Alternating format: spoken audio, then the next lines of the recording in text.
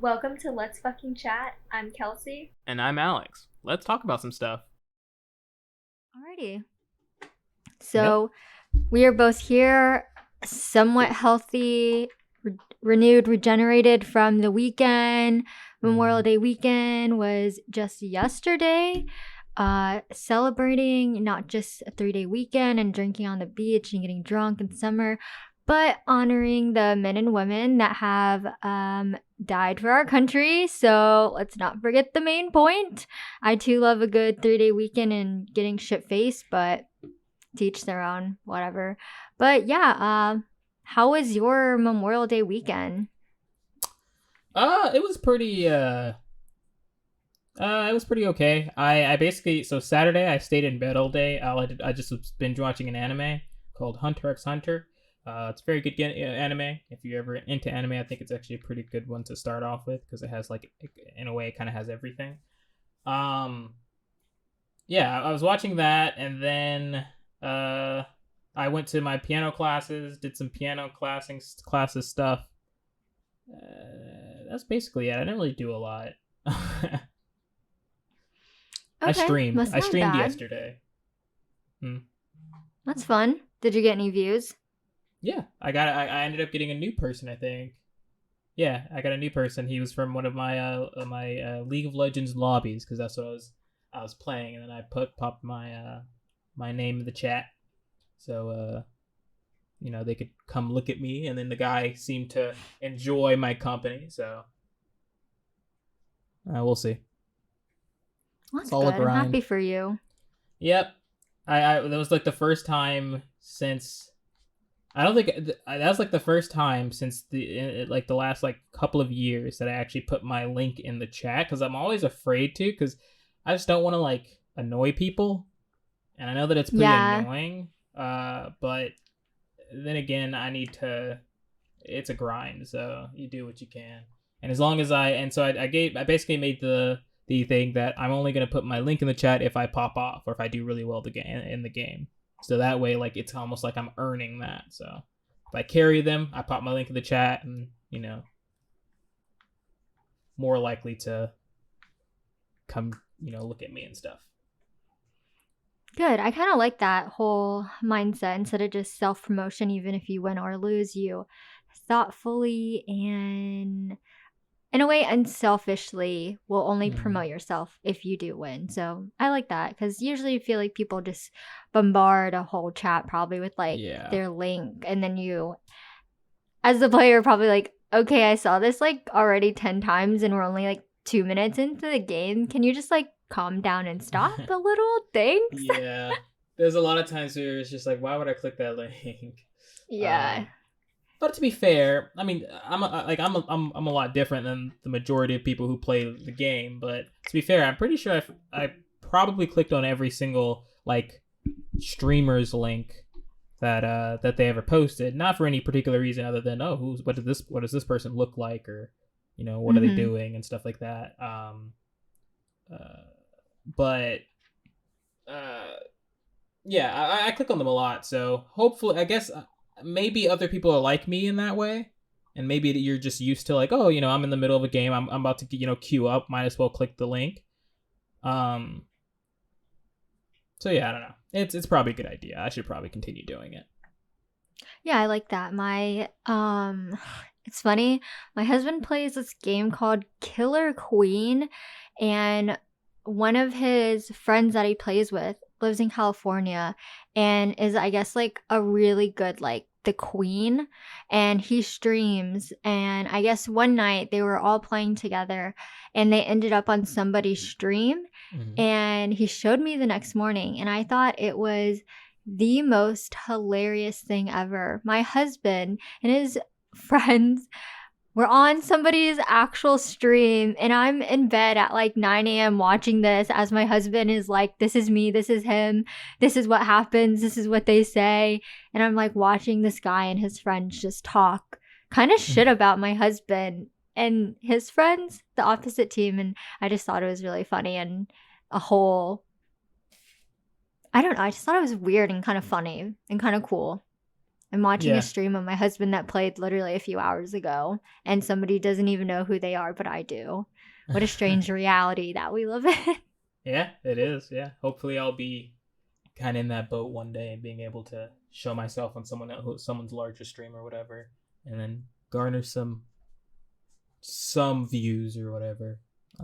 Yeah, grab Yeah. somebody from their little pool into your pool. Mm-hmm. But yeah, that was my weekend. Really, I don't really remember that there's anything in particular that happened. It was pretty boring. I mean, nothing's wrong with boring. Yeah.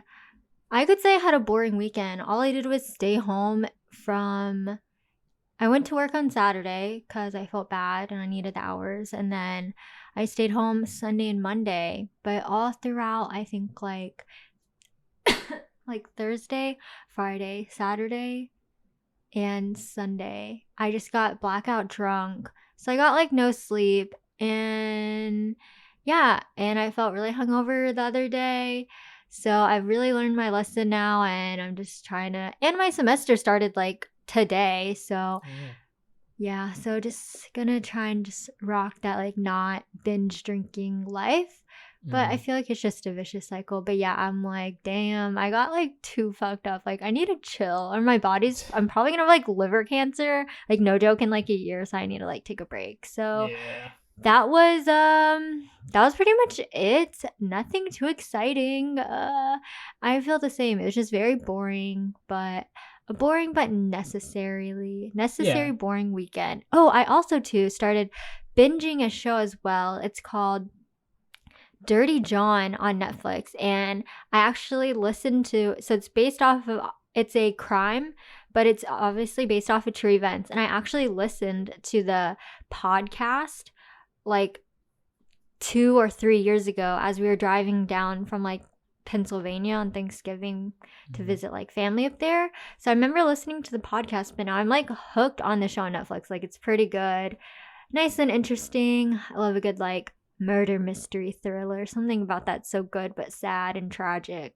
So I've been watching that. I started that yesterday.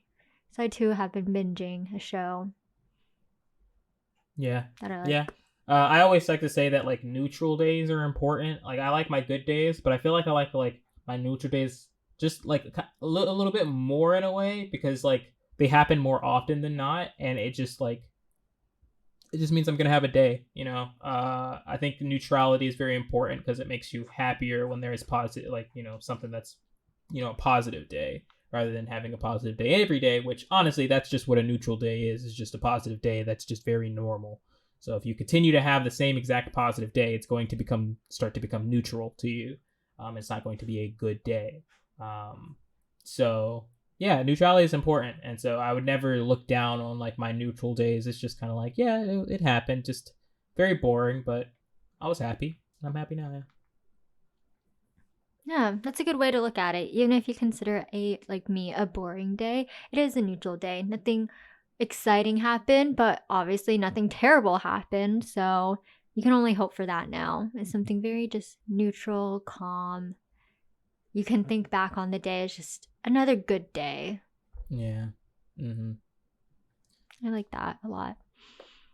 So our So, topic yes. is After 5 minutes uh, of research. yeah. After 5 minutes of research, we actually forgot what the topic was. Um, but it was actually it's your topic, so you start it. Okay, so I chose the topic our dating life, and I feel like I obviously forgot it the past few days, but I feel like consciously I forgot about it. But then subconsciously, as I was getting blackout drunk for like 3 days straight, I started to remember things and look back at old photos and the only reason I brought this up is because one, I'm very interested in your dating life, obviously, and two, selfishly, when we talked about Bonnaroo the last episode, how I actually went to Bonnaroo, I was like, wait, when did I go? And I had to do a deep dive in my own life. And so I went to Bonnaroo the year of 2016, the summer of 2016. So a full year after I graduated high school. So I was only 19. And then that's why I picked the topic. Because then I remember I went with like my I guess I'll just get into my very short dating life. So I went with my ex-boyfriend, who was my first boyfriend, and I think we dated like the end of my junior year of high school. I know all throughout senior, and then just a very tiny bit of the end of 2016, only like up until August-ish, I think. Maybe July. It's strange thinking about it. But he was, when I look back and really dissect my first boyfriend, my first love, whatever you want to call it. You think it's your first love, but it's really not. Mm-hmm.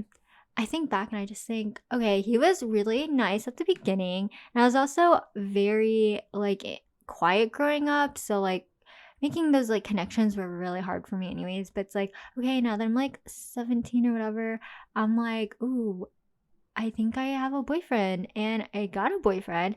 And it was cool at first, fun. But as I look back at it now, like a few years later, I think it was actually a really, really toxic relationship. Like my, um, even my mom told me when we broke up, like, I'm happy you guys broke up because he was not that good for you. And I was like, why didn't you tell me this? But it's always very like the cliche answer because like I knew you wouldn't like be able to see it, or like you have your rose colored glasses on. Oh no, I And I would tell definitely you. did. Yes, like my rose colored glasses were not just on, they were glued to my face. Like his family was so toxic, like just their whole dynamic. Like he had a younger brother that was a year younger than me and a younger sister that was, I think, 2 years younger than my sister. And like the mom was very selfish and vain and very into her looks and maybe narcissistic. And his dad was very stern and kind of gave him a lot of shit, like my ex-boyfriend, for not being Mhm. kind of manly enough, which now that I look back on it, I could kind of see a little, like, not saying masculinity has to be measured, but just certain things he would do was kind of babyish in a way.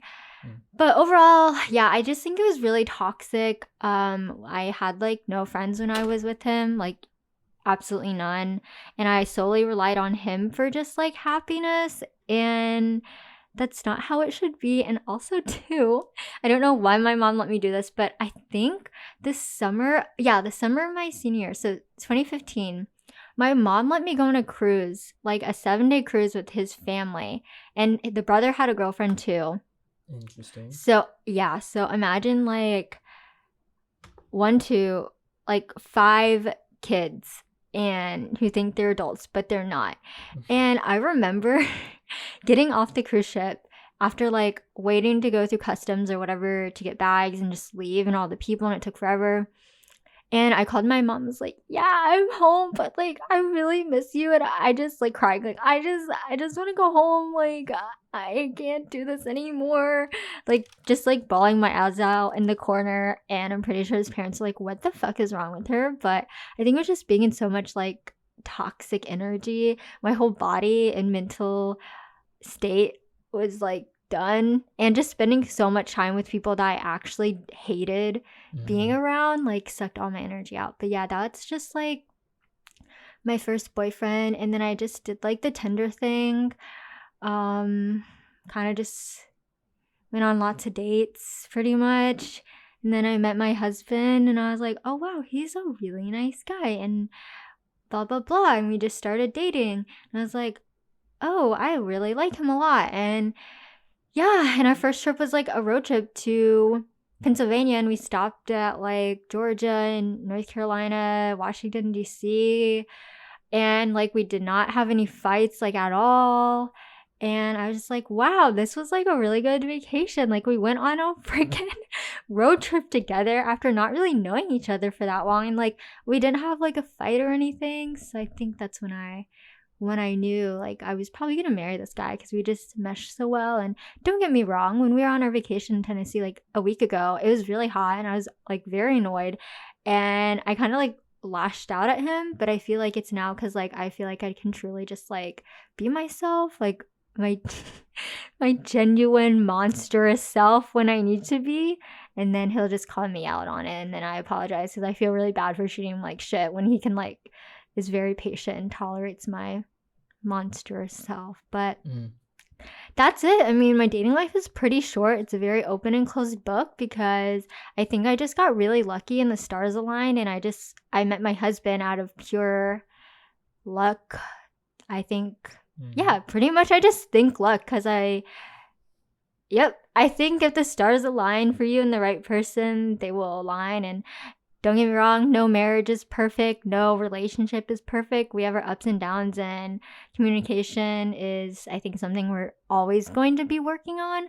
But I feel like as long as you can take a road trip with someone that you kind of barely know and you don't fight at all, like that's a sign of a good relationship. So that's the end of my story. And how long after you met him did you go on the road trip? So we met, I think, November. So I remember him dropping me off at the airport. Maybe like end of October is when I met him. We had our first date. So October, let's just round it up to November, December, January, February, March. When is spring break in college? Like March-ish? Yeah, like mid-March. So yeah, so only like November, December, January, February. Only like 4 full months of knowing him. And even then, like it was that weird like Thanksgiving / Christmas, like seeing your family. Yeah. So yeah. Yeah, I think that's really good because like it depends on when you take the road trip, because you're always going to have a great road trip for the most part when you're still in the honeymoon phase. But that's only about like 1 to 2 months. So if you're trying to use the road trip test, you probably want it to be further than like those 2 or 3 months, like after the honeymoon phase, so that you can actually like see those problems that you're gonna have. But yeah, so it's really good that you guys did it way after that, and it was still very a good time for you. So yeah. Yeah, after the rose-colored glasses are like a quarter of the way down your eyes, maybe consider a road trip. But if they're fully up, don't. Yeah. So, on the contrary, I have a lot of stories. So much that I'm only going to choose like pick a handful of them to talk about, because they can last forever. And honestly, depending on the time, like while I'm telling the stories, I might just like leave one out just for the sake of time. But my dating life has been, you could say, all over the place. A lot of the times it's a lot of just like, a lot of times it was a lot of me trying to get someone and then failing to understand social cues. And so me and my roommates, we like to joke because like I'm really, really good at getting someone to look at me and talk to me and get in and have some sort of feeling towards me, relationship wise and stuff, or romantic wise and stuff. But I'm very bad at seeing that the other person does have those emotions. So I'm like completely oblivious if that person like likes me, and then I end up ruining it for myself because I just don't know. You don't see the signs. I don't see the subtle hints. I see the signs afterwards, right? So my favorite, after the time has passed, like the window. I like you. Okay. So there's a bunch of stories. The first story I'll talk about is because I also wrote them down so that I can remember them. The one I like to talk about the most, we call her the Lady in the Rain. If that's a chapter in my life, that's what it would be called. Okay. But basically, it was raining one day, and I didn't have an umbrella, and so like it was just really annoying, and I had to walk back to my dorm. I was in college at UCF. So walking to my dorm is about like a 10-15 minute time. Like it takes me about 10 to 15 minutes to walk back to my dorm. So walking in the rain was very, very annoying.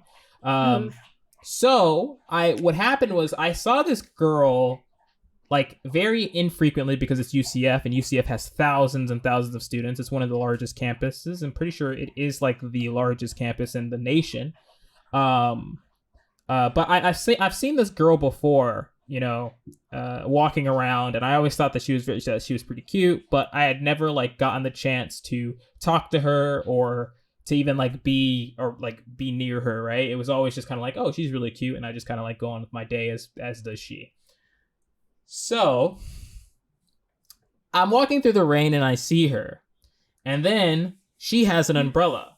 So it's fate. Yeah. So in my head, I'm thinking, oh shit, this is perfect, because luckily I'm smarter. People tend to act very, very appropriately. People are very predictable. So I'm usually able to kind of put myself in situations that somebody's more than likely to, do something that I put the situation up for. In a way, like it used to be a lot more weird when I was younger, because when I was younger, I wasn't as nice as I am now. So when I was younger, I was very manipulative. Oh, okay. And also not in a negative way, just in a very like experimental way. I would always like test things out, like test ideas and like conversations and just different things to get people to react in a certain specific way. It was never for my own benefit. It was only just for experiment's sake.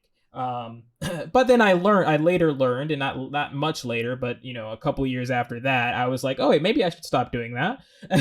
And so I stopped doing that. But having had done that for so long in my life, I've gotten pretty good at it, and I've gotten pretty good at putting myself in situations that are pretty positive for the outcome. And I don't consider that to be very much manipulation, because it's very, technically everybody manipulates people. You always do that. Like, let's say that you want to tell your mother some bad news. So what you want to do is you want to manipulate the situation there where they don't take it as hard as you want, as that they're going to take it if you just tell it to them blatantly, right? Like that's we manipulate people on like a on a smaller scale. So in this scenario, this is just me using my amazing abilities of that on something so that I can get something in particular. Anyway, that was really, really weird and vague. So basically, I saw that she had an umbrella. I didn't have an umbrella. And so because of that, we were also at a stoplight because we had to cross over. All that vague stuff is so she had to share with you. She literally just had to, or she'd be a big no, because there were other people. There were other people there. It wasn't just the two of us. It was basically an entire crowd, to be fair. But I took my chances. I realized, so I saw where she was standing, and I stood pretty, like, not necessarily super close to her, not necessarily super far away from her, but I stood like in the front where like she's bound to see me.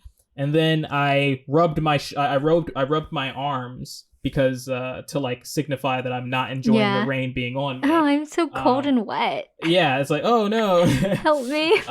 And so basically that was my gamble, and my gamble was correct. My gamble worked exactly the way that I expected. She covered me and she was like, hey, how's it going? So yeah, that's what I mean by manipulation. In a way that's considered manipulation, but it's really like not, bad. It's just like, oh, hey, I, did something subliminally so that it made somebody, more likely to do something that has nothing to do with them, that's not really, 100% for my benefit. It's just lighthearted, I guess. That's the best way I can say it.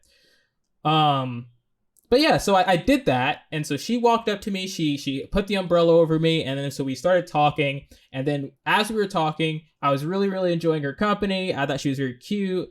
She was wearing this really cool like jacket that I thought was cool as well. And I think we did pretty well with the kind of like hitting it off kind, like for the most part. You never know. I mean, she was the one who was, had the umbrella, so I was basically in her control in that way.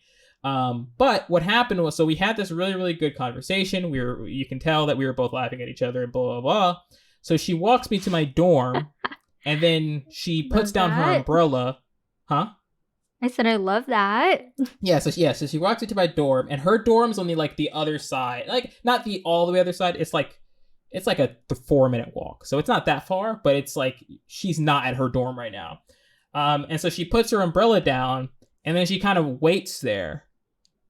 And then I'm like, in my head at the time, I'm like, why are you waiting there? Why? So I was like, Talk to you later. Thank you so much. Shut the fuck up. And I just left. I was just like, I just don't know. I don't know why she's waiting there. So I'm just gonna walk in and then close the door and go on with my own thing. God. And I'm then later, done. later I found out that, oh, maybe she was waiting for me to maybe ask for her number or something like that, along those lines. Yeah, or more than thank you. Like, yeah, hey. more than that, like something more at least like a, hey, you know, we should talk sometime later or something along those lines. I that's what I'm assuming based on what happened prior to that, and I like how well we meshed together and the fact that she stood there, because there's no other reason for her to stand there at all. Like it wasn't like it wasn't like she had to wait for me, like, because when we went to my dorm, there was like nobody walking or anything like that, so she had the perfect opportunity to just beeline it towards her place, but she stood there. So at the time, I didn't know what the fuck was going on, so I just left.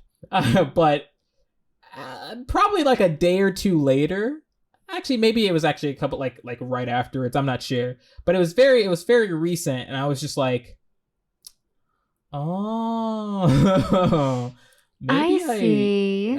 maybe she wanted something else, like The light, yeah. son. So that's what I mean by I tend to cuck myself. I don't know if cuck is the proper word, but I tend to fuck myself over because of like my obliviousness, and it happens more frequently than I'd like to admit, honestly. Like I'm very, very confident in my ability to be like in a way emotionally attractive or personality wise attractive. Like people like to hang out with me, people like to talk to me. That's just a thing, you know. Not to be big-headed, just a thing. But after that, after hooking somebody onto me and enjoying to talk to me, you know, I'm like completely oblivious after that. Another story which has this kind of a similar light. I'm actually going to kind of cheat a little bit because this is going to be a fourth story. But it's really quick, which is just that I met this girl. I had a computer science class. I was still in college, had a computer science class. There was this chick who was really fucking cute. Holy shit. She was a dime. Like, holy shit. And so like I saw her, and me and my friends had like normally like sat, you know, in that kind of general area where she sat, but we were always like several like seats off. So as I kept seeing her, I kept wanting to talk to her more and more. And so I was like, okay, I'm going to put myself in a situation where I can talk to her. So we ended up like sitting just a little closer or whatever. And then I just kind of started like, you know, trying to create conversation, but not in a weird way. I think like it was like at first it was just like, hey, did you do like the homework or something like that? And then we started talking, and then I was like, oh, I like, you know, she doodled on her paper, and so she'd like to do that type of stuff, and I used to do that a lot. So, you know, I talked about that, and you know, it seemed pretty good, but in my head, it did not seem like she felt the same way as I felt. Right. She wasn't giving you that same energy that you were trying to give out. Exactly. And then not only that, but my dumbass decided to give her my number. And so that like without like exchanging numbers, because I was scared and I was awkward, and I was like, hey, you know, and so it was actually from that summer break, or that spring break. I gave her my number, and I was like, hey, you know, because she wasn't doing that well in the class, and I was like, you know, if you had any questions with the homework that's assigned, you know, I got you. Okay, shoot your shot. I see you. Yeah. But she never like called me or anything like that. So I was like, okay, that's obviously, you know, the sign. That's awkward. But then, so we kind of kept talking for the most part. I wasn't like that upset. There's going to be a story that I'm going to talk about in the future that's I end up fucking myself over by just being really, really dumb. But luckily this wasn't that case. I understood it. I was like, okay, whatever. I think that there was both the idea that one, she just didn't need any help, or either forgot the fucking number because I literally wrote it on her arm because I'm a dumbass, extra dumbass. Or she just didn't want to call me, and she just didn't want to take the bait or whatever. And I was like, okay, good, okay. So we continued talking, and then she just completely just is out of the class. She just completely disappears. Okay. And so I'm like, oh shit, interesting. What the fuck? And I found it really, really weird. So Maybe weeks to months later, I'm like Oh longboarding across God. campus, Oh and no. Did you see and her? yeah, and I actually Did run you go into her up in to her? accident on my longboard. Like she kind of walks in Oh front of God. me, but I didn't actually like run into her. Yeah. I it was just a miss, right? And so she was like, "Oh hey," and I'm like, "Hey," because I didn't know I forgot what she had looked Fuck. like, and she's like, "Oh yeah, you're still doing like computer science or programming or whatever." And I'm like, oh yeah, hi, how's it going? Like, how's everything? Why'd you disappear? And she was like, oh, I was just kind of, I was not doing that well in the class, and I didn't know what the fuck was going on. And to be fair, also, and here's probably a very important piece of information, I was sandbagging to her in that class. So normally, if I were to do that same thing today, I would be more confident in my abilities of programming, especially to express to her that I know what the fuck is going on. But during that time, it was my freshman year of college, so I was kind of coming directly out of high school, and so I was just kind of like taking what I learned from high school into there. And what you learn from high school is complain about the fucking class. Everybody enjoys that. Complain about not knowing what the fuck Yeah. was going on. Everybody enjoys to have conversations like that. So I did that. So I'm thinking there's a large chance that my constant talk of, hey, like I have no fucking clue what's going on, the homework is hard, I don't know what the hell's going on, blah blah blah, that type of conversation, that might have influenced her why she didn't call me when she needed help Yeah, during that spring probably did break. not help you at Yeah, all. that didn't help my case in the slightest, because even if, like, like, even if she didn't like me, if I had proven like that I was, You know something. competent, she would have probably called me, especially because I was like, during that class, I was just a fucking ace in that class. I got like 100% in that class. So I was sandbagging like crazy. Sandbagging meaning I was just, not showing my power level. But yeah, so she had said, "Oh, I'm failing. I was failing the class, and I just couldn't take it anymore, so I just decided to leave." I'm like, "Oh crap, that sucks. I enjoyed talking to you." It's just like, "Yeah, I enjoyed talking to you as well." And then she stood there. I was like, "Okay, the conversation is over." Right? And I'm pretty sure there was something else that was said prior, but the conversation was completely over. 100%. I wanted to leave. I was like, all right, I want to go back to my dorm, whatever. But she stood there. And so it was me who walked off from her rather than her walking off from me. And so I just kind of longboarded away. I was like, all right, deuces. And I left. Oh Uh, God. and then only minutes later, this was like seconds later, actually. I would not be surprised that she did, if she heard me say, fuck! But I would say that, again, in this scenario, there doesn't seem to be any other reason why she would just. To be fair, actually, it could have just been awkward. But I feel like the amount of time that was left there, it was just kind of like there was just no other reason, right? In my opinion, and again, unless like she was just being weird. And honestly, if that's the case, I still should have like shot my shot. Like there's a possibility. There's no negative to shooting your shot here, especially since it's UCF, and because of UCF, it's very hard to meet the same people if you're not in the same class. Because there's so many thousands and thousands of people, it's going to be very rare that you're going to see the same person like more than once a year. So like there was no negative to giving her my giving her, more like asking for her number. That's what I meant to say. But I didn't, and I was like, fuck, I probably should have done that. So yeah, that was a fast one. That was just like, it was very similar to the previous one, so that's the reason why I wanted to point that out. I honestly still to this day cannot understand why she was standing there, other than like, oh, maybe she wanted to like continue the conversation. At least she, like, if anything, she just wanted to continue the conversation, meaning that Yes. So here's the more. I just have a few things to say. I just love Go. how you give this girl your number and talk shit about the class too. But I just love how you recognize that maybe if you were like, oh, like, I actually have an A in this class, so Yeah. like if you want like some help, feel free to text me. But instead you're like, I don't know fucking shit about anything either, Yeah. but like here's my number, so Yeah. like ask me whatever and we can both fail together. Also too, in community college, like my first year, I remember two guys gave me their numbers, and I too was very oblivious and I didn't know the signs either. And one actually invited me to a Halloween party, and I made this girl I worked with go with me because I was like kind of freaked out a little. I was like, this is Mhm. kind of weird. We went to the party and then left because it was kind of fucking lame. But yeah, he definitely liked me. It was weird, and we went to study group for the dumb science class, and I thought he knew stuff, but he really didn't. Like, we both didn't know shit. And also, this guy in my English class gave me his number, and he'd always joke around with me, being like, oh, hey, I missed you. Like, why didn't you come to class today? Or like, hey, I need some help. Like, you're doing really well. Here's my number. And I was just like oblivious to it all. And I was dating my ex boyfriend, but I should have just like said, fuck you, ex boyfriend. I'm going to hang out with these guys because they're new and different, whatever.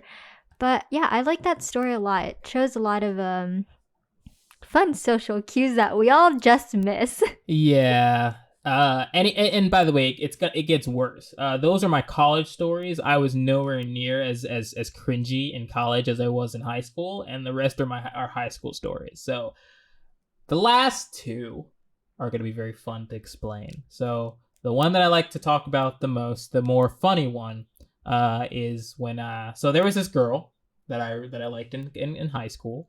I saw her one day. Like, again, I'm very good at pointing at like talking to somebody that I'm interested in. It's actually very interesting because I don't talk to anybody who I'm not interested in. Like, even like my friends, interested meaning like that they don't make me interested, right? So my friends are all people who are either really good at something or, you know, have some sort of passion or something like that I can kind of like look at and I can say, okay, that's really cool.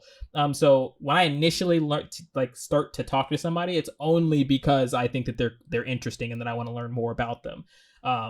So that's very interesting. And I'm really, really good at doing that. I don't think I've ever failed in my life, like, of going to somebody and then getting them to talk to me and becoming close with them, unless, like, you know, we walk away and we're at UCF. But it had never ever gone south. So there was this girl. She was in high school with me. And I'd be coming from my programming class, which I was a fucking god beast at. And a lot of times I would just skip into that same class. But I'm pretty sure like like the class that came after that one was pretty like necessary for me to, you know, be in. So I always left that class for the most part, as far as I remember. So there was this girl who would just, I would just see her walking back and forth, and not back, like she would, you know, she'd be coming into, you know, class or whatever. And so I thought she was really cute. So there was one time where we were walking the same way, and like I was like, and then I basically purposefully walked in front of her, and then like made Smooth. it one of those like awkward like move left, move right moments. Oh God. Okay. Yeah, and like I don't remember if it was purposefully or not, because I remember the left and right moment being kind of funny, especially to me. So that must have meant that I didn't mean to do it. But whatever. I still found her like interesting. I probably walked in her general direction for that like reason, but I probably didn't, you know, make that I probably didn't purposefully make the situation. I don't know. But yeah, we ended up doing that like left right thing. We were walking like towards each other, and then we like kind of stopped, and then we were just kind of like trying to walk around the other person, and then, you know, we you know, like that normally happens, one just stands still and just says, just go. And then the other person goes. Yes. And so that happened. We had a good laugh, and we just kind of let the day continue, right? Interestingly enough, conversing with sometimes is not a minute, you know, project. It's sometimes not even an hour project. Sometimes it's like a several day project, you know, getting rapport from that person to make them want to or be open to talking with you. So that like had happened, and I was like, okay, cool. now I have some positive rapport in her mind. Probably nothing like amazing, like, oh, this person's cool. Just like, oh, that was really funny, and this person's, interesting, right? They made a funny thing, they laughed, blah blah blah. It makes it easier to talk to this person. Now they have a mental image of me, and they have a story about me. So then the next day, I'm pretty sure it was like the next day. The next day, I just basically did the same thing I did again, but on purpose. And then like we joked it, we like laughed, and then I was like, oh yeah, what's your name? And then we started talking, and we became really close friends. So the story that I want to tell is about this girl. Let's just say I love to watch movies. I love movies, and I love romance movies.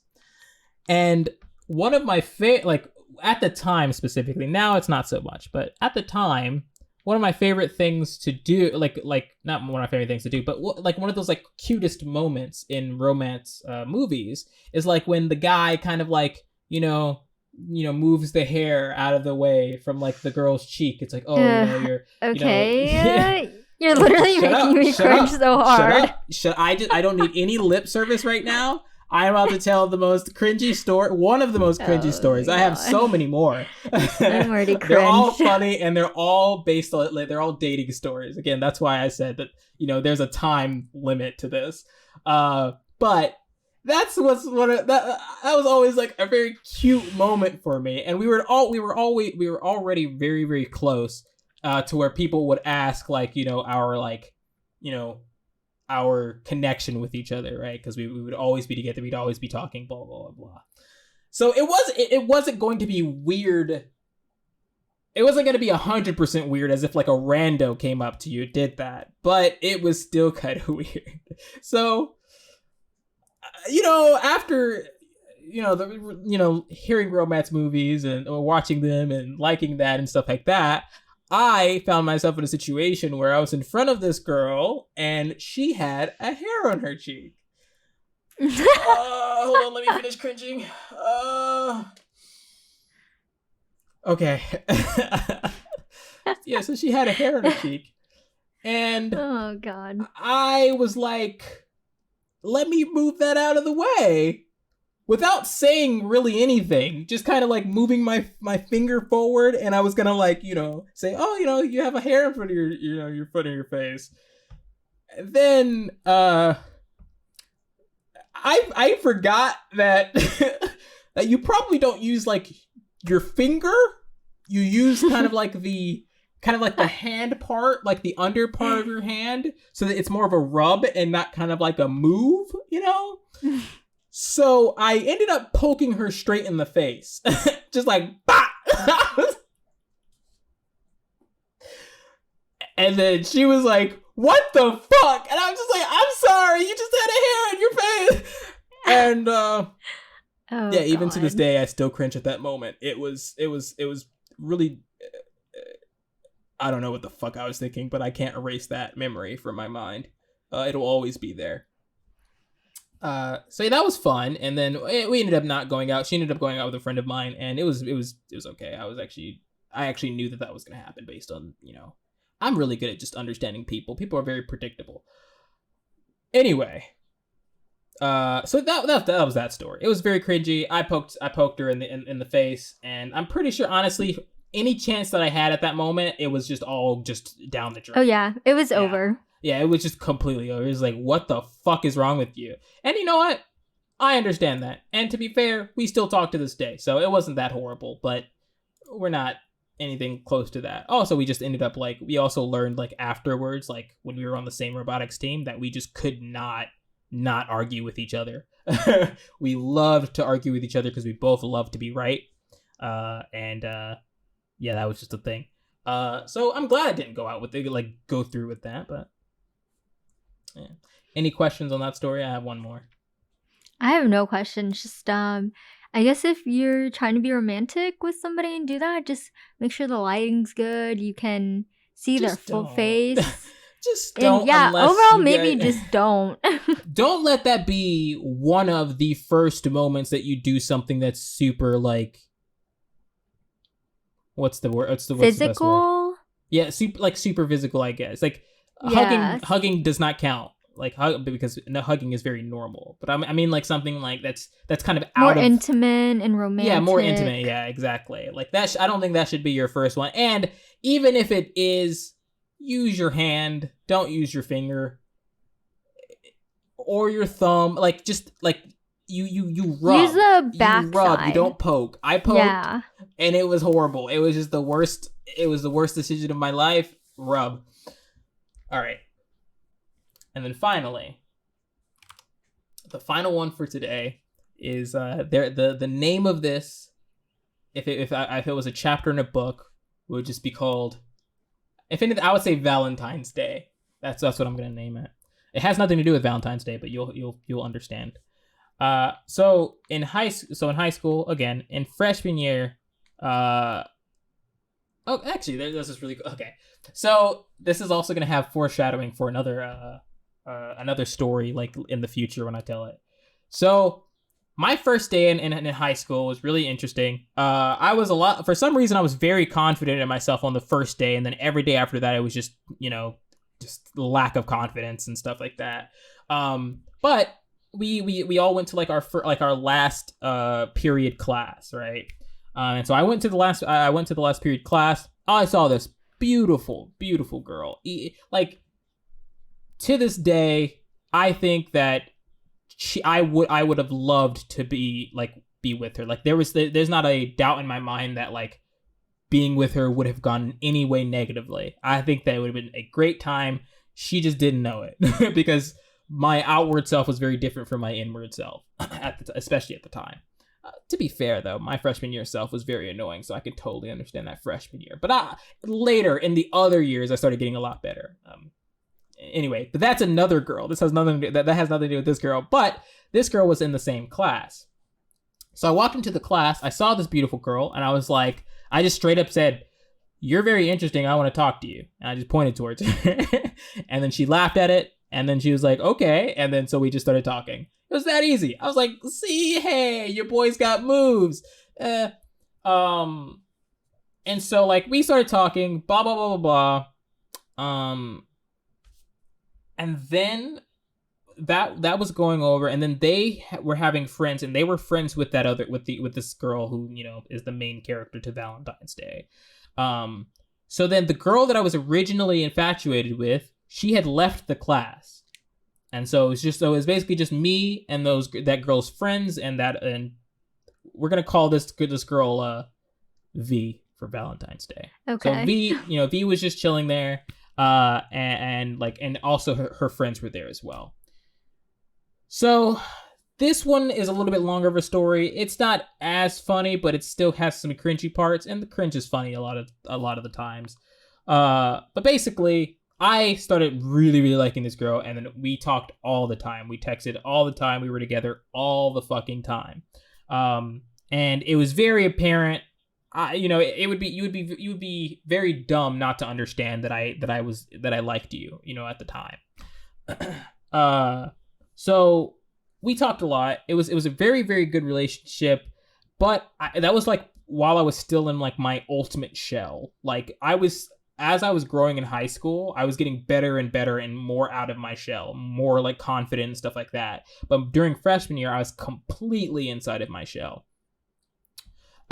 So during that time, I barely even like touched her, because I was just kind of like, I was like touched her meaning like I didn't even like hug people at the time. Yeah. Like I was just like super like, in my shell and afraid to fuck anything up and stuff like that. And so then one day I'm like hanging out with my friends, and then I see V, and I'm like, oh shit, like V's over there. I'm about to go hang out with V. Deuces, guys. I'll talk to you later. And my friends were like, all right, deuces. And so I started walking towards her, and then I saw the friends look at me, turn towards her, kind of giggle, and then run. But then like, what? She didn't run. They kind of like grabbed her hand and then ran with her as if she was more or less like reluctant. So when I saw that, I was like, this is just not good. This is not going to be a fun time. This is going to be very annoying, and I can just tell that this moment is just going to be so annoying, and whatever it's going on right now, ugh. So, okay. So, they ended up like running to like the stairs, and I was basically following them. I'm like, what the fuck is going on? So I finally walk up at the stairs, and then they leave us both alone. Okay, I love this. I love a good high school running No! away, giggling. I'm about to. The more that I think about it now, because I just like had the thought in my head. I don't know any other reason for them to do that other than to try to wingman me, maybe. Unless they were just trying to be dicks. That's a possibility. I feel like it was like a weird, we're trying to help you out, but like we have the brain of a peanut, so we don't really know how to properly help you out. But this is the best thing we could come up with.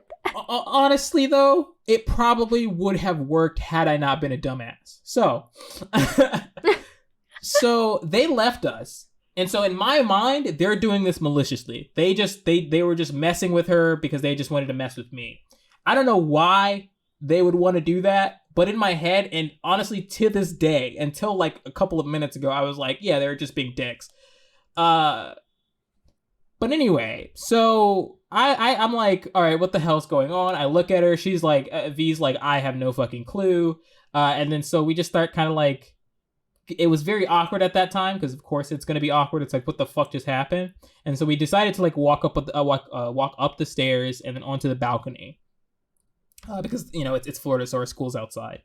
And so on the balcony, it was a perfect scene. I like to talk about it. It was during lunch, so there was nobody out, and then it was just us. We were on like these rails, and then we were faced towards a sunset, I think.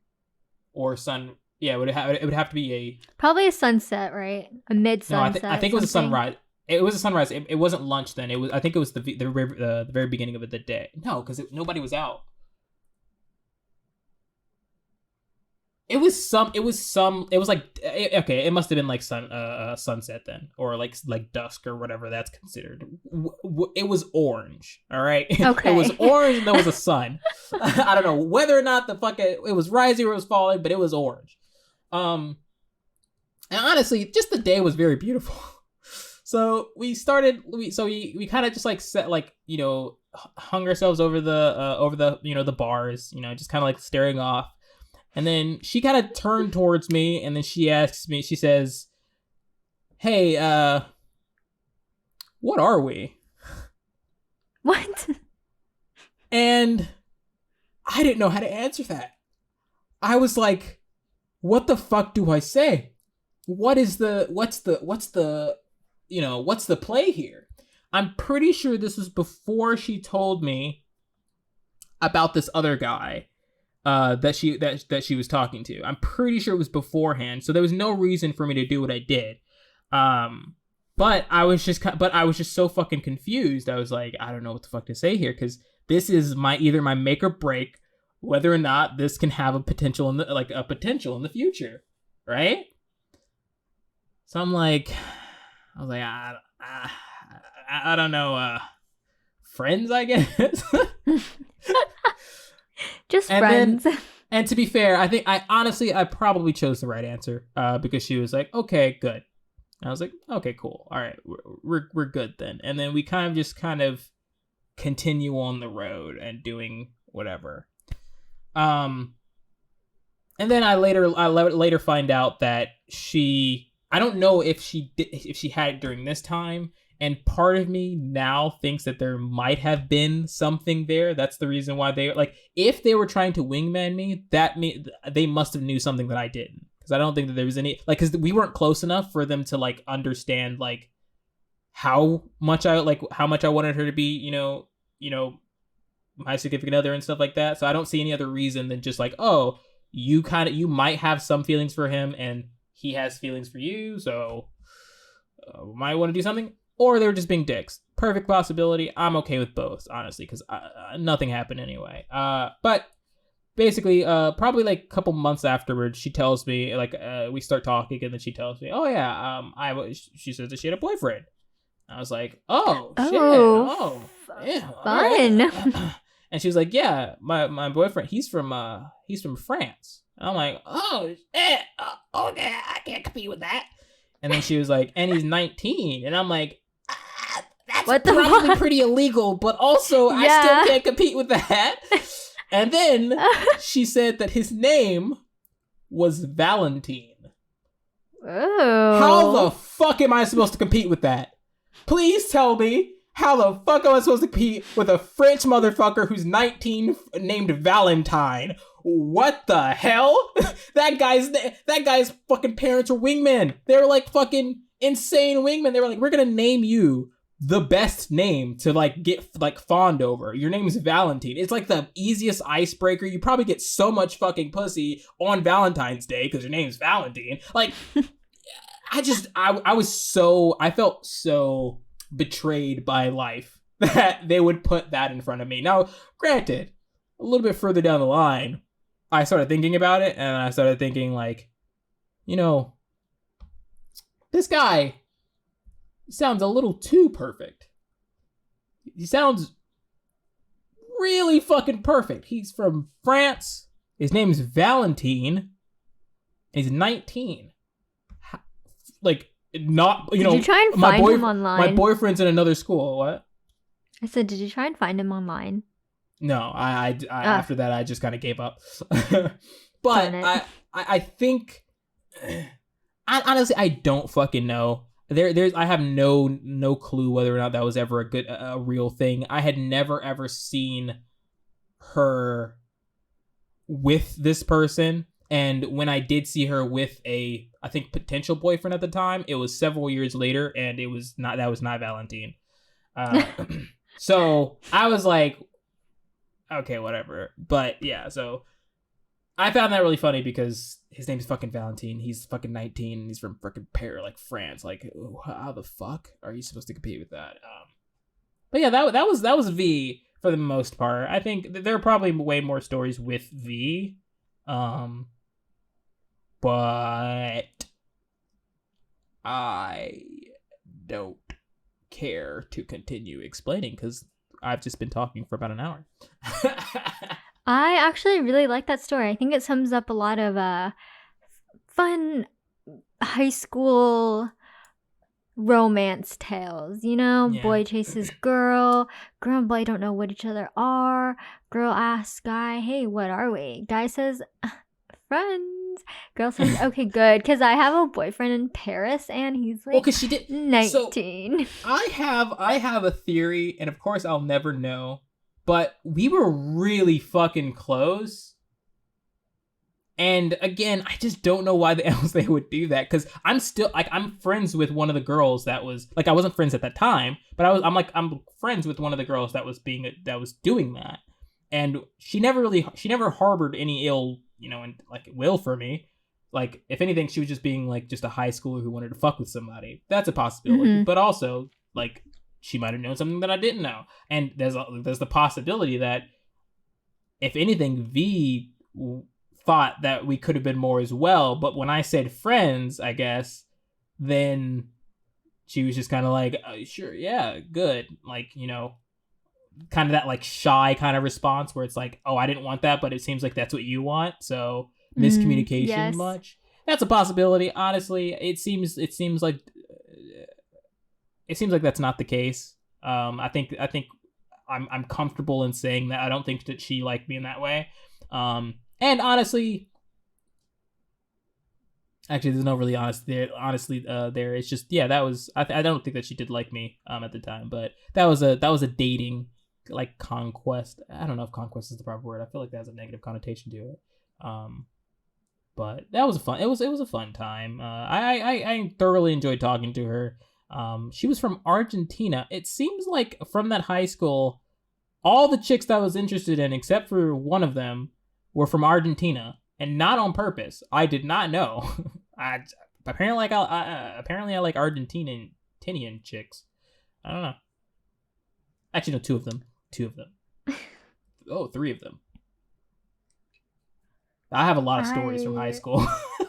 Wow. I have none because I think I was so antisocial and my dating life is like a 3-second book. But I think that story is interesting. Do you know what happened to her after high school? Did she like, what happened to her? Did you just stay Uh, friends? Did you just not as oh, the we're days went not. on? We're nowhere near as close as we were before. We didn't. We basically didn't really stay too much of friends. We had like one friend who was um who we both were really good friends with, and the last time we saw each other, we were at V's birthday party. And I was just like chilling there, and I was so awkward. I didn't know what the fuck was going on. They were dancing on the dance floor, and I just was just Nice. with my cup in the corner. Hell yeah. Hell Hell yeah! yeah. I'm with you. If there was alcohol there, dude, that would have been so much fun. um, but yeah, we didn't keep into any contact afterwards, and I think a couple years ago I tried like texting her or chatting her from Instagram, and she responded almost immediately. I just Okay. didn't respond immediately. I Awesome. responded like maybe half a day to a day later, and then she stopped responding. So That's not it's bad totally though. understandable. I mean, if you, oh no, it's not. If you said a month, then I'd be like, oh yeah, then no. But just a day or two, like, the message is still fresh in her DMs. Like, I think it depends on like so we're nowhere near close anymore. Like a couple years ago, like we barely knew each other, right? Like after that, like so that was in high school, and the last time I tried to contact her was like two or 3 years ago. So it was fair. We were, and then also she left during my sophomore year. I'm pretty sure. Yeah, it was sophomore year. She left during sophomore year. So there's a lot of time and space between that could have just like made it less and less important to talk to me. So like after I respond to you immediately after you text me, I'm expecting for you to respond to talk and respond almost immediately as well, like not taking like an entire day, because then that means that I'm yeah. just jack shit apparently. So I can totally understand it. From their from her perspective. I didn't really think ill of that at all. But I honestly just thought that I just had like missed the moment The and stuff. mark. Yeah, Yeah. missed the mark. I mean, it happens. Yeah, it exactly. It happens, and luckily I was a lot older, so I was able to be like, all right, fuck it. There you go. Also, something that I wrote down that I wanted to respond to. So this isn't a story, just as a response. I will immediately tell you if your relationship is trash, because you had brought that up, and you were like, oh, no one would tell you that your relationship is trash. I am someone who I will tell it to you straight to your face if you ask me. If you ask me a question, I will answer it truthfully, and so I am very, very used to talking to people about their relationships, because interestingly enough, people come to me about their relationships a lot. And also, I'm really good at fixing relationships. I'm kind of a guru. I'm not gonna lie.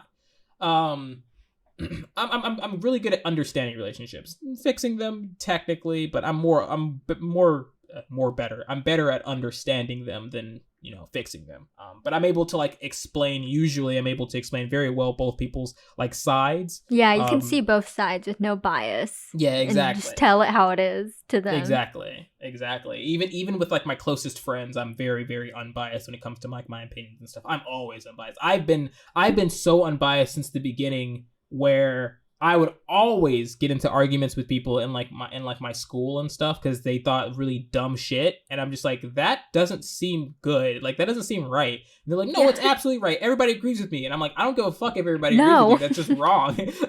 And then we'd have that. Shut the fuck up. Yeah, exactly. So I'm used to being very, very impartial and not really caring about whether or not somebody is upset at me, like for disagreeing with them or giving them bad news and stuff like that. So yeah, I love telling people that their relationships are trash, and I want to hear it from other people. I know that I shouldn't expect it, because not everybody is me. In fact, a lot of people are not me. But I wish that like my friends were like not afraid to be like, hey, yo, that relationship is trash. Like, you should probably not like do that or something like that. Or, oh, hey, like, it seems like this person is not actually in the wrong. It actually seems like you're in the wrong here. I'd rather hear that, because that way I can fix what the problem is. I don't like yes people, to just tell me, oh, it's fine, fuck him, fuck her. How Yeah. dare she? I don't need any of those friends. Although I think that they're sorry, continue. No, finish what you were going to say. All I was gonna say is, I think there is some good into having friends that'll just listen to you though, and won't give their opinion. I think there's sometimes that like it's just kind of like I just want you to hear me, rather than talk. But go ahead. I was going to say too, I think another sign that you're in a very like unhealthy, borderline toxic relationship is definitely when you just like kind of cut out everyone in your life and you Yeah. just solely rely on them. And I think like not even think like when I did meet my husband, I don't want to say I cut people out, but I kind of like went back into that my own like toxic like self of like not really hanging out with my friends and doing all that. And then now that I moved to a whole new state and literally have to make friends on my own, like, and I actually need people to talk to, then I realize like the importance of having friends Yeah. that even though if you can't hang out in person and your schedules don't align, at least friends that you know if like you need any advice from or to like to vent to, like you can call them or text them and like they'll be there. So just a thing to look out for if you think you're in a toxic or unhealthy relationship is when you cut people out, but the people you cut out, if you can't go to them, if you just cut all ties with everyone and people aren't really telling you how they feel about your relationship, or if you just don't want to take the advice, like maybe just look at your relationship and like just reflect on it for a moment, because reflecting is very very important to realize and see things. Take like your own rose colored glasses off and see what's going on if you really just think about it.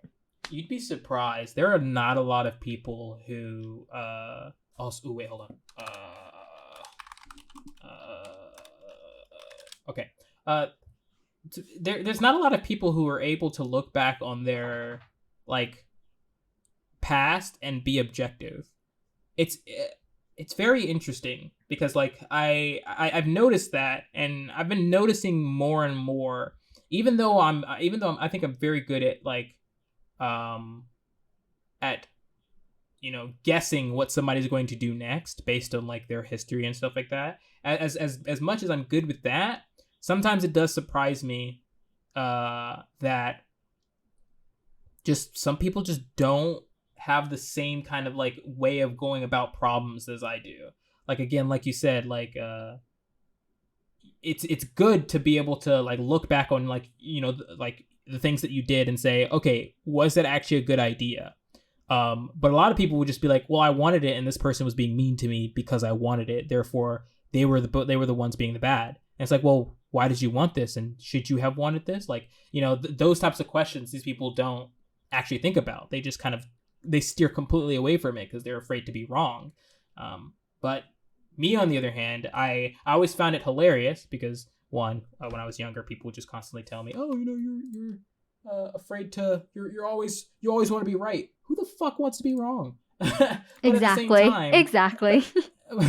But the difference is that I want to argue the negatives and the positives. I want to talk about both the things that I did wrong and the things that I did right. I want to get the entire situation, whether it be something with my significant other, or even just like fucking going on Twitter and responding to somebody and looking back on it and saying, okay, maybe I shouldn't have responded to that or something like that, or maybe I should have responded better using these better words or whatever, or maybe all of this started happening because I did this. Stuff like that, I think is very, very important to be able to do, and people don't do it. I think, yeah, and I think too, it's just like you said, like it's hard for people to like really reflect, and you don't reflect until like I didn't freaking reflect until like we actually like broke up, and it was like a few days later. So it's like in the moment, it's really hard to reflect, but it's like you need to have like, okay, so like I only broke up with my ex-boyfriend because I dyed my hair blonde at my house and I ruined my hair. So I went and got my hair chopped off and I made him drive me to the haircut appointment and wait. And he waited. And then I like got this like brand new haircut and it was very short. And I was like, oh my God, this is like legit like the new me. Like, what the fuck is happening? And then he drove me back to my house in my car, which is the most ironic thing ever. It's like he was my Uber. And then I like just sat in my car on the passenger side. I was like, I kind of want to just like explore other people. And he was like, wait, what do you mean explore other people? And I was like, I don't know, like have like an open relationship. Like I really fucking knew what that was. He was like, what the fuck do you mean by that? And then I was like, I just want to see other people. Like I feel like I'm losing myself. And I really did feel like I was losing myself when I like think back on it now, and how maybe I shouldn't have said open relationship. I should have just like straight up like, I just want to end things. But it's so hard when you think you're like quote unquote in love with somebody. Yeah. But yeah, my new haircut made me open my fucking eyes. And then I broke up with him and he was really upset. And he called me with his mom screaming in the background with him crying to me. And I'm on the other end like, yep. Okay, can we hurry up? Like my mind has been made. I'm moving on after a few tears. And then, when I heard him crying and his mom in the background being like, Carl, being like, why are you, like screaming his name and being like, why are you talking to her? Like, get off the phone. Like just like literally screaming in the background. I'm like, oh my God, this is toxic. That's what we like to call down bad. Yeah, like this is not atrocious. Good. So after hearing his mom just screaming in the background about me and him and how he needs to hang up the phone and blah blah blah, I was like, all right, bye, beep beep beep beep. See you later. I gotta go. Yeah, exactly. Yeah. I kind of also kind of was in a similar situation. Not a long story. Literally, just I was just doing a lot. Like I was changing my car at the time. I was getting a new house. In fact, this is a big reason why I broke up with my most recent ex. It was like one of those things that made you kind of like make a decision because you're seeing everything else change around you. And so like, I had like my car got totaled, and so I bought a new car, and then I was moving into a new place, and like I had also previously graduated. Like there was just a bunch of things that had just happened, and so like in my head I was like, this is a metamorphosis, this is a change. And then I kind of like looked back on like all the things that, you know, would come with me, and I saw my significant other, and I was like, I do not want them to come with me. Yeah. I don't want them to be in this change, actually. I like that, though. It's kind of fucked up to say, but you have these big changes, and then you see this person that you've been attached with to the hip, and you're like, maybe I don't want you to be along on this new journey with me. Yeah. So time to cut the umbilical cord. Yeah, exactly. Yeah, it was an interesting choice. I'm glad that I made it. I think that if I didn't make it when I made it, I wouldn't have made it in the first place. I wouldn't have made it ever. It was a very interesting night. It was after a bunch of shit went down. So like all that changing happened, and like I think a week later, like a bunch of just shit just started happening. And it was just like, oh my God. And then I was just thinking about this new life. I saw my closet, and my significant other was very messy. They didn't like to pick up after themselves.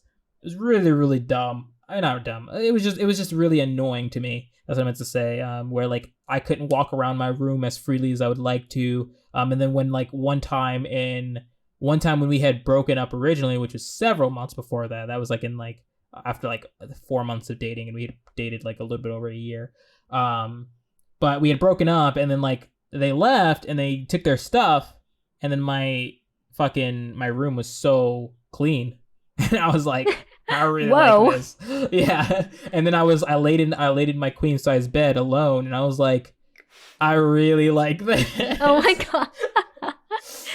Yeah, That's all it it was just a bunch of takes. stuff, and then like I started watching TV and like watching whatever I wanted to watch, and then I In was the like, quietness. I really like I like this. this. Yeah, I like this new life. yeah, and then but unfortunately we had gotten back together the next day.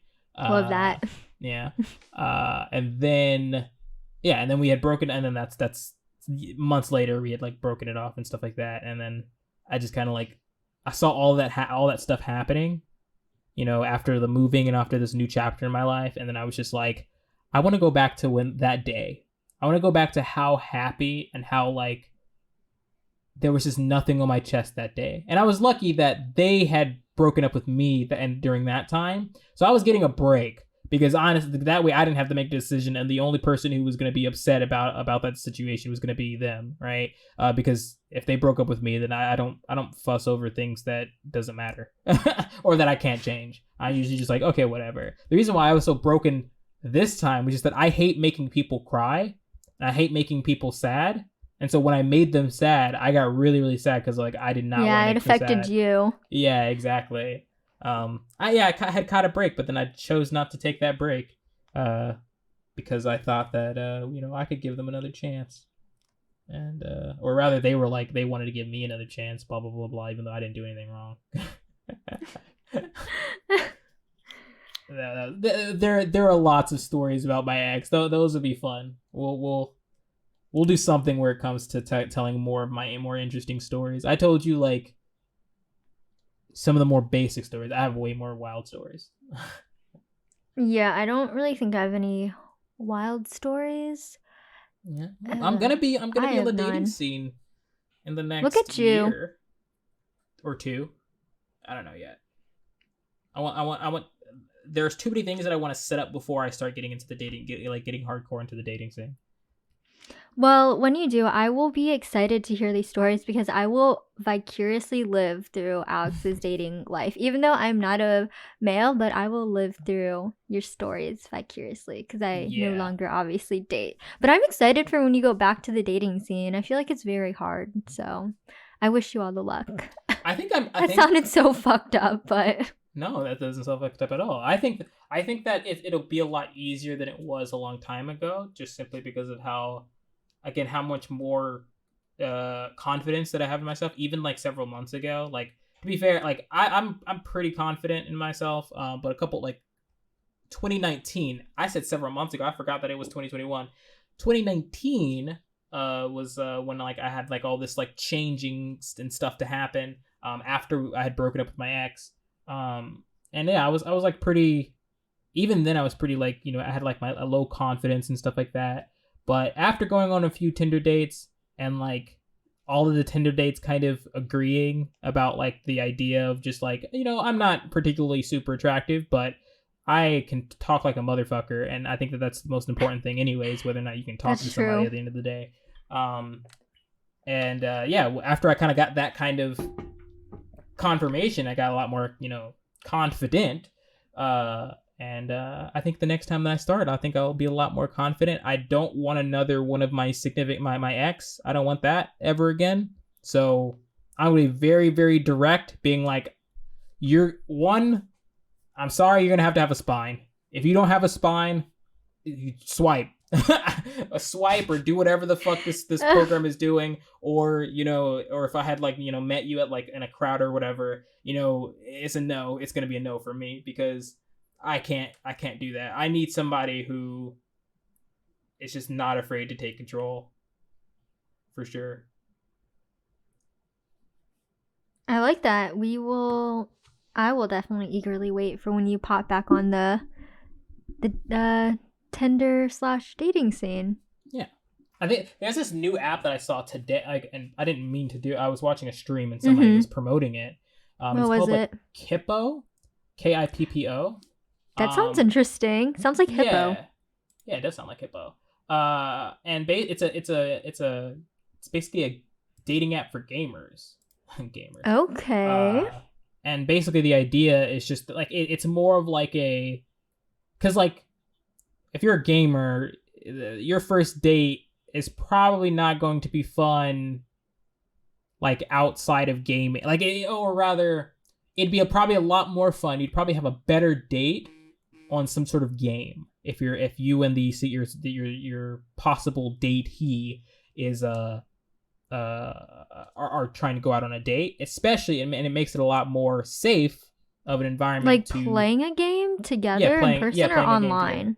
online, actually. Well, Okay, yeah. that's interesting. So the app is trying to kind of fix kind of like the COVID problem, um Yeah. as well as Awkward something for first gamers, dates. and gamers don't like going out for the most part, especially with some of the more hardcore ones. And so like yeah, it's Yeah. I've only seen, like, I haven't even downloaded it, but it just seems like it's like one of those like, hey, swipe on me, and then like we can talk about a game that Yeah. we like, and then we can set up like We'll a play a game game date and together. stuff like that. Yeah. I mean, yes and no. Like, I want to support you if you download this Kippa Hippa gamer meets gamer, but also I feel like you would just meet someone too similar to yourself. Like, what if they're like, no, let's stay in all day, but It you're is like, I very want like a hard good. That's what I'm saying. Like, to find I someone support who you is me. if you. I mean, if you want someone like that is kind of like you, but also just be like, hey, do you like leave your house ever? Because like I like to leave my house sometimes. I don't know if you do or not, To be but fair, I think the majority of gamers aren't incels. I think the majority. I was kind of being a little bit hyperbolic. I think the majority of people are pretty okay with going outside and like hanging out outside of that. Like even I'm the type of person who I really like being inside, but going outside and hanging out and doing things is really fun as well. So I think there are people like that, and I think that's more usual than the people who like to stay inside all day. So I see what you're saying, but if it's not the going outside thing, it's going to be very hard to find somebody who's exactly like me.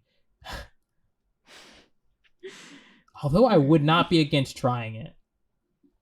I mean, I would definitely try it. It sounds fun. Like Yeah. your first date, there's no way Oh, I was it just saying could trying be like dating bad. myself, but yeah, that Oh, too. I would not date yourself, but like I'm just saying, like, the game sounds like pretty cool. Like, nobody loses out on money, or like, if she doesn't show up, like, you can just move on with your Yeah, day. exactly. Like, there was no like wasted gas or energy or like taking a shower to leave your like house. Yeah, exactly. There's no real L.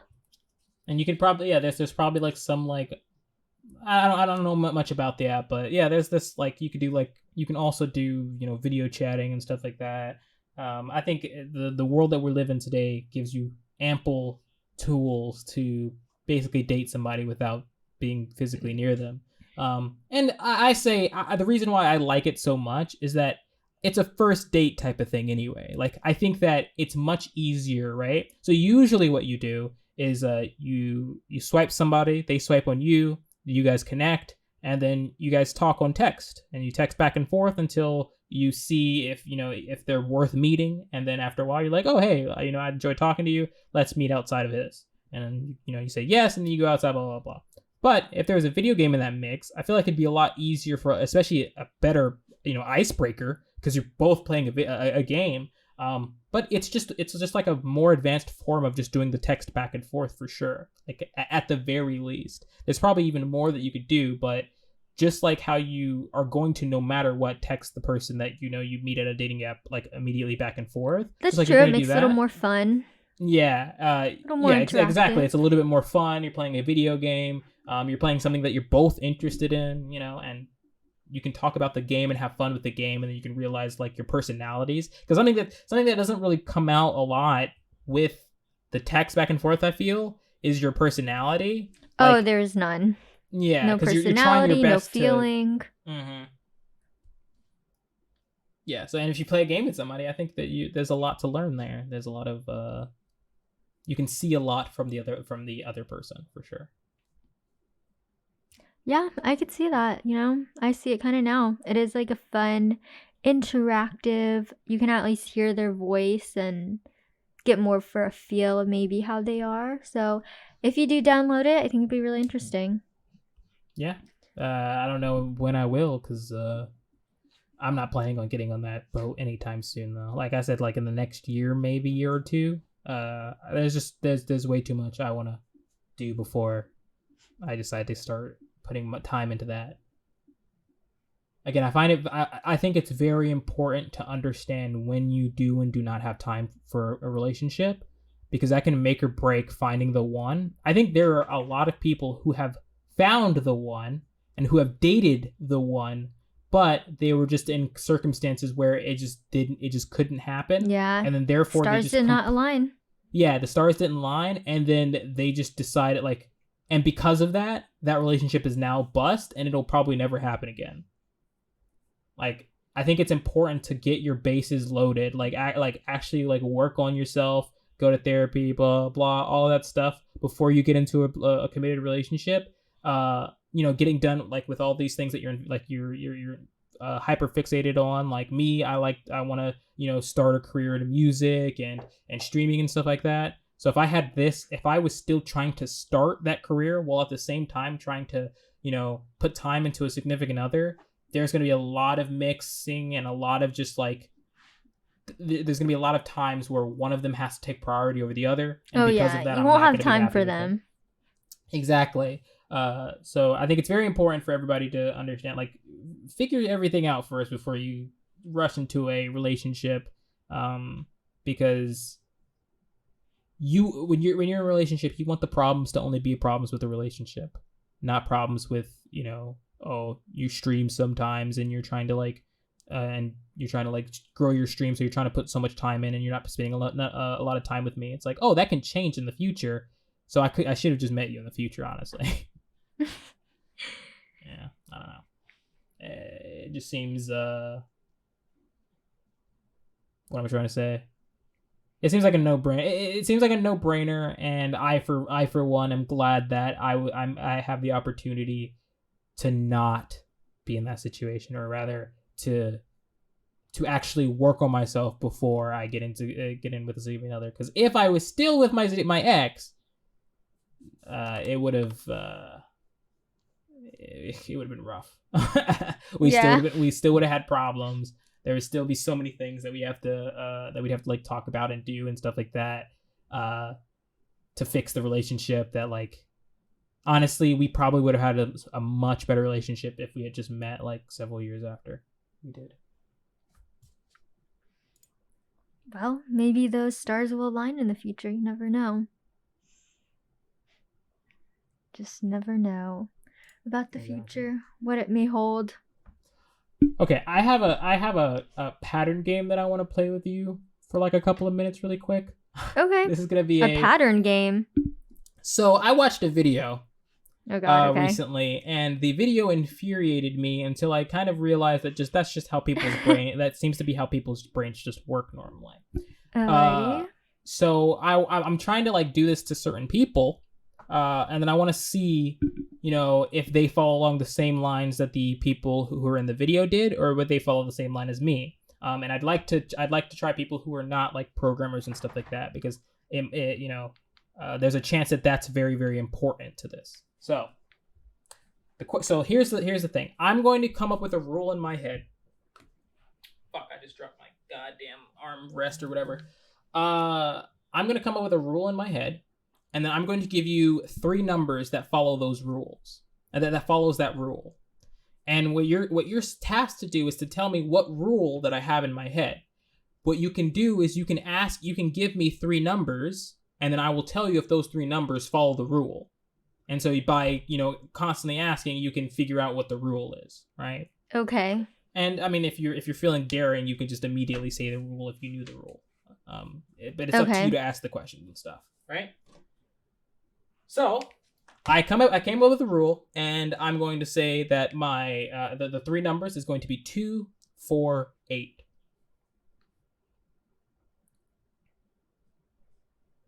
Isn't that just times 2 for each number?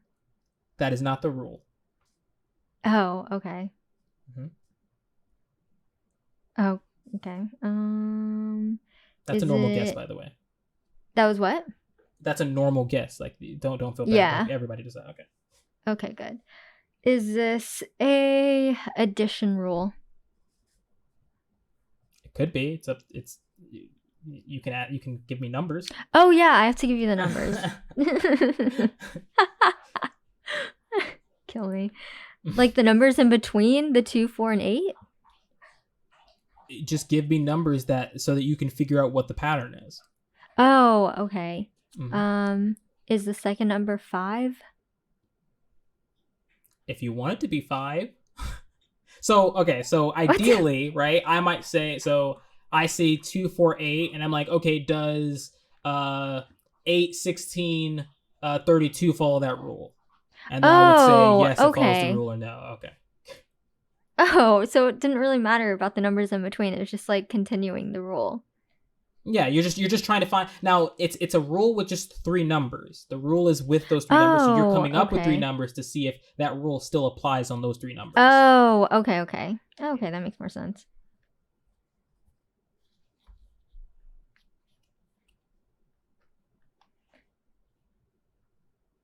So what numbers do you want to use?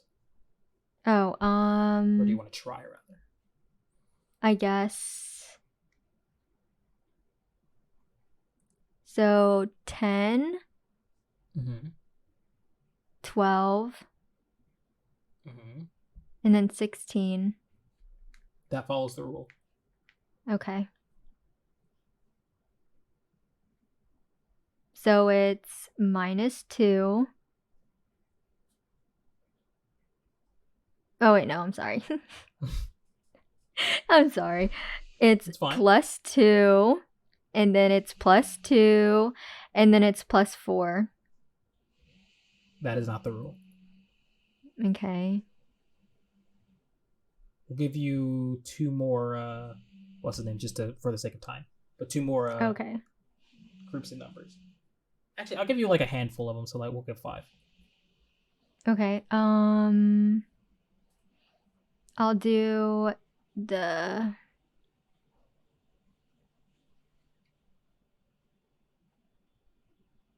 So then I'll do 12. And then 10. And then 8.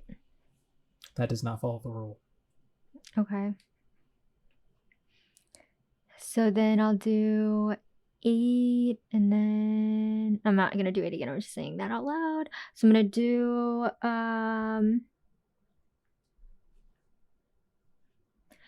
10, 14, 18.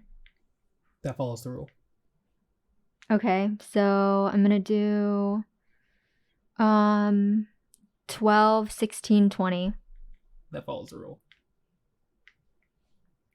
And then I'm gonna do 14, 18, 22. That follows the rule. Okay, and then I'll just do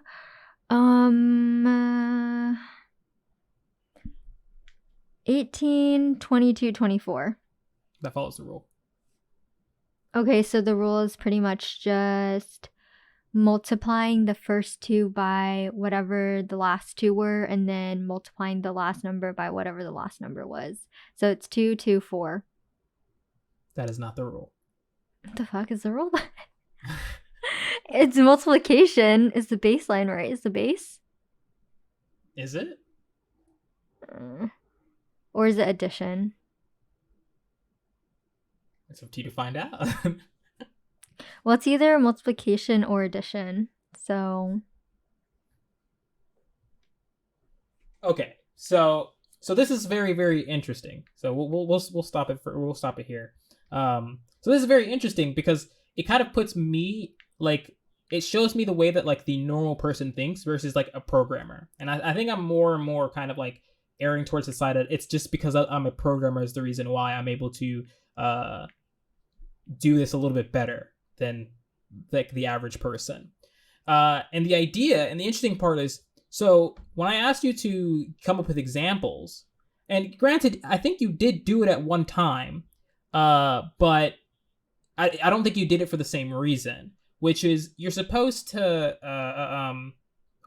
most people, they'll continue to try to confirm. Wait, can I try and get it now? Go for it. So it's 2, 10. I think that was 10 again. 12, 14. So it's just the 2 and 8 were the base numbers, and then everything just builds off the 2, 4, and 8. Because if you remember that these three numbers, these three numbers are completely devoid of each other. Nothing has anything to do with each other. They all just follow the same rule. Okay. Okay, explain it. I want to know now. Okay. So most people, when they're trying to figure this out, it seems like they try to confirm what they already think the answer is. So what you try to do is you're saying, okay, is the rule that you're multiplying by 2 or whatever. And I say, no. And they're like, okay, well, it has to do with like 2 or whatever. So let's try 10, 20, 40 maybe. And it's like, that follows the rule. And so I was like, okay, what about like 40, 80, 160? And it's like, that follows the rule. And so they continue to hear it. And so they continue to confirm their suspicions. And then they'll say, okay, is it then this? Is it then just multiplying by like, the last number or the first number or whatever? And so the actual answer is that the rule is just increasing. Every number increases after the other. So you could have said 1, 2, 3, and I would have told you that follows the rule. Yeah, okay. So what a programmer would do is a programmer would try to break the rule. After they do the initial kind of like, okay, is it like 2, 4, 8, is that just multiplied by 2? They might say that, and then the person will say no, and then they'll say, okay. And so usually what you'll do, because we're literally, our programmers, our entire job is problem solving, what we would do is we would then say, okay, if it's not this, or if this follows the rule, what does not follow the rule? Because if I know that if I know what does not follow the rule, I know more about what the rule can be. Okay. If I just continue to confirm what follows the rule, I'll never know the borders of the rule. So yeah, interesting. So me on the other hand, I would have probably said like, oh, 2, 4, 6, like 2, 4, 8 multiplied by 2. I'd say no. And then I'd say, okay, what about like 1, 3, 7? He'd say yes. And I'm like, okay. And that would immediately, so I tried to break it. And by trying to break it and I didn't break it, I just completely confirmed that it has nothing to do with multiplication by 2 or anything like that, because I did 1, 3, 5 and it would have followed the rule. And then I'm like, okay, what about like -1, -4, -5? I would have said that. Okay. And then I would have said that does not follow the rule. And then I would think, maybe it's positives. And so I'm like, okay, what about like -1, 0, 2? And then that follows the rule. And then we kind of keep doing that over and over again until I'd probably figure it out right after that. And then I'd say, okay, so it must be increasing. And then that's where it goes. But most people don't do that. And in that entire video, no one ever did that. No one ever tried to break the rule. Everyone tried to confirm the rule that they already had in their head, which is very interesting. It surprised me because I kind of never thought about like that people can solve problems differently than myself. I don't know. It's very strange because of course that's true, but this is just more of a tangible or rather a visible proof that it's true, right? Yeah, I thought that was I like the answer to it. I automatically thought as they were increasing, like probably everyone else does that doesn't like try to solve problems as a job, just how. And I already had in my mind the mindset of like that math game, like where you have to find like what the sequence is. And immediately when I just heard sequence, I thought of like, okay, so it's either like addition, subtraction, division, or multiplication, not like anything else. I didn't even think to ask like negative numbers because like those aren't a thing in that game sometimes. So I thought the answer is pretty cool, like to not just keep asking the same thing but ask like different things, or like what can't I do, and push the boundaries more. So I think that's interesting how like your brain works, you ask like beyond the scope of questions that someone might normally ask to solve a problem, because people form their own like their own ideals in a similar way, where they continue to confirm. It's like, oh, I don't like pizza. I don't like the idea of pizza because there's just too many things on this piece of bread, and I just don't like that. And then somebody might say, okay, what about like hamburgers? And then they're like, oh, I mean, I like hamburgers. And they're like, well, that obviously breaks your rule, right? And the reason Yeah, why they're like, because oh it shit, has that a does bunch of break my stuff. rule. Like, yeah, after they hear that, they're like, oh, that does break my rule, and they never really thought about it like that because you're constantly just trying to confirm your suspicions rather than you're trying to like, Hmm. you know, I guess figure out the rule or something like that. I don't know. It Or was just just go very like interesting. beyond the scope of like what you normally think. I will take this game Mm-hmm. into consideration now. I might Yeah. be more intuitive and go out of bounds when people ask questions now. So that's a good I want to ask game. my dad. I'm gonna ask a bunch of people this because I think it's super super fun. I want to see who is the first person to actually get the rule because no one has gotten the rule so far yet. I want you to, if you're available sometime, do that to my husband because Okay, I want to see. He's I pretty think that'd be really smart fun. ish. I don't know. All right, so we have a movie. I dropped What my movie? freaking arm thing. Where is it? It's bad. Okay, I found it. Okay. So yeah, we have a movie. We talked a lot. It's fine because I already kind of explained a lot that I thought about the movie last episode. Which funny enough is not actually up today. Just because we're bad. It's Yes. mainly my reason. It's mainly my fault for sure. But the movie is Dragon Quest. I think Your Story is. I think it's called. Yes. Okay. But yeah. I'm good. Dragon Quest Your Story. Something along those lines. Mm-hmm. So, what was your favorite part? Absolutely least none, favorite because part? I only lasted 10 minutes into the movie because You still haven't finished it? No, I told you that the other day. I said Yeah, I you only told me that lasted the 10. other day. Yeah, and then I ended up watching Dirty John. I honestly completely forgot about it until I was like, oh shit, he wants to record. Why not? I lasted 10 minutes into it. I was just like, what is going on? I hate the animations. I don't really understand this. And I'm sorry. I was just like, literally, what is going on? Like, after 10 seconds, I was like, okay, this is weird. This is interesting. Not a fan. I'm going to change it to something else and maybe I'll finish it. And I just never did. Yeah. So, I my can favorite understand part was changing it to Dirty John on that. Netflix. Yeah, it's not at all the best movie, and also that kind of works because we were actually talking. This is a really long and in-depth discussion. So we can actually just. Do you have a movie that you want to do? Because it's a trash movie. It's not that good. The ending is also Yes. really really bad. Yeah, I kind of don't want to like add another week of it because honestly, it's so bad that I'm pretty sure that anybody who's following our episodes, no one's gonna like that movie. Everyone's gonna be like, well, fuck this movie. So yeah, we can just go to the next All right. thing. That Do you sounds have any good. movies? Yeah, so my if I can talk. So my movie pick is called Oxygen. It's on Netflix. It apparently was released in 2021, so fairly new. It says a woman wakes up in a cryogenic chamber with no recollection of how she got there, and she must find a way out before running out of air. It was released May 12th, so a little over a month ago.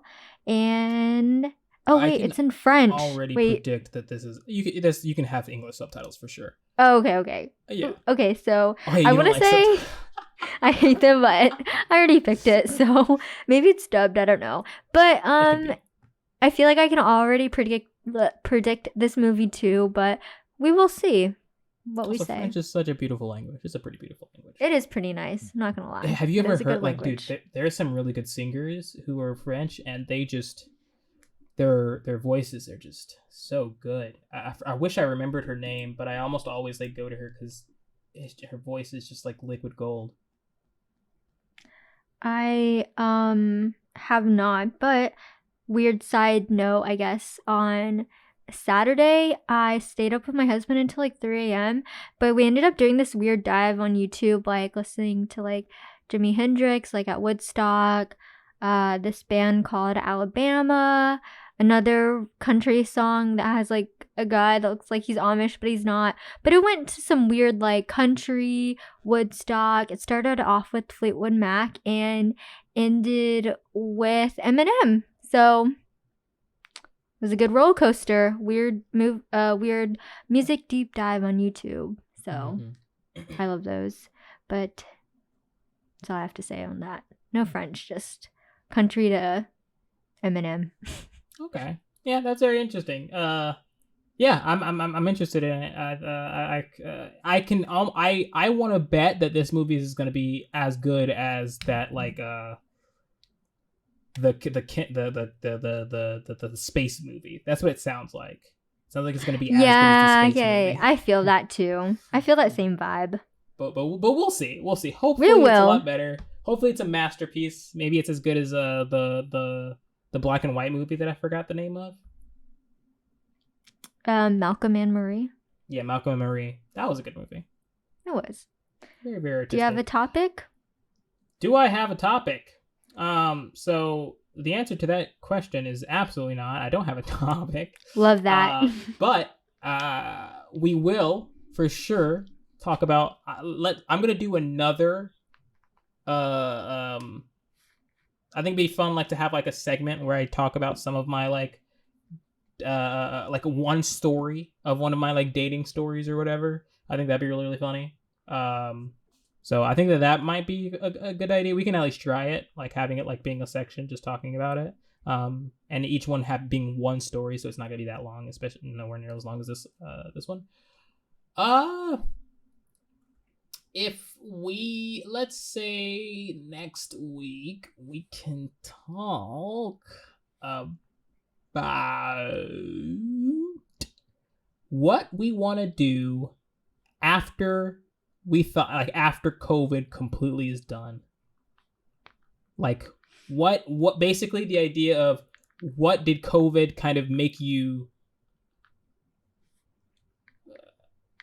like realize? Did COVID make you kind of like realize like or find like a love for more like outside shit, like make this kind of like a yearning for going outside? And if so, what did you want to do? And if none of those apply, then just what do you want to do outside of COVID? Like when all of it goes down, do you want to do any travels? Do you maybe what was like the thing that you wanted to do the most? Maybe, go out more to like shopping or whatever. We'll talk about that type of stuff. I think that'd be fair. Yeah, I'm down for that. Yeah, I think that's a really good topic. The for real post-COVID life. Hell yeah.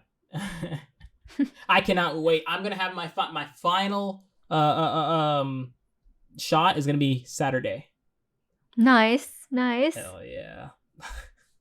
Can't wait. Be praying I can't wait for to you. Be completely sick. I know. That's the one downer I'm not looking forward to at all. Exactly.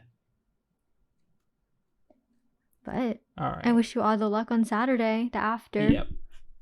I would like to remind everyone to like and subscribe. We want to get to 10. We're not at 10 yet, right? Pretty sure. No, we're at 6. Yeah, we're at 6. So yeah, we're looking for 4 more people. It's free. Be the 4 that make us to 10. Be one of the 4. Remember, because here's what I like to say. I know for a fact that we're going to be famous anyway someday. We're like, no matter what, I have too many avenues where I'm bound to get big at some point, right? So no matter what, and since I'm going to be doing this for, as far as I know, like X time in the future. Be a part of Alex's rising journey to fame and stardom. Yeah. So since I'm going to be big anyway, you might as well, start following along. That way you can be the ones who said, hey, I liked him before he was cool. I was one of his first 10 subscribers on that channel. Exactly. You go. Exactly. That's all I'm saying. That's all you gotta do. Oh, you gotta follow, subscribe. This is for everything. This is for our Instagram. You should clip this and put it on like our Instagram or some shit. Instagram, Twitter. We don't have a Twitter. No I think Twitter. we should, Only but Instagram and anyway, YouTube. Instagram, YouTube, anything. Just go for it. You know, no matter what, we're gonna get better as well. Like we can only go up from here. So even if like That's you true, think that the though. quality is bad or something like that, we can only go forward. So if you like our conversations, if you like our personalities or anything like that, you might as well stay because we're going to end up shining through all of like the things that are going on right now, right? We're only going to get better. So yeah, like, subscribe, follow. I don't know what else you can do. I think that's it. I think you nailed the Oh yeah, comment too. hit on the head. Comment some fucking topics. We need them. Hurry. I don't know no one's gonna hear this until like probably like in several months in the future, but do it. Yeah, help us come up with new shit to talk about. Yeah. Or weird any segments, I don't know. Just no politics. That's like our only rule is that we don't want to do any like politics stuff. That's true though. We don't. Yeah. That's it. That's literally the only rule. We talk about sex, we talk about fucking drugs, we talk about literally anything, above the sun. Except politics. Other than politics. We try our best to step out of that. I have a lot of political ideas and stuff like that, but I will never talk to them on this podcast. I think that it's probably not a good idea. If you'd like to hear my politics, which you probably don't, and honestly probably shouldn't care, but if you'd like to, I stream, and I stream. That's like the only place where I would be interested in.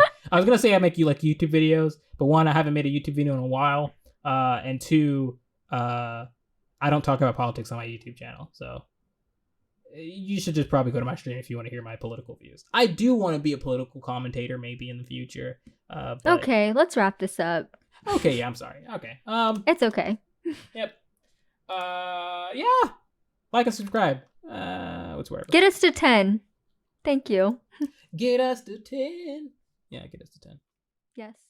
Thanks for joining our conversation. Make sure to subscribe and turn on notifications. And we will see you in the next chat.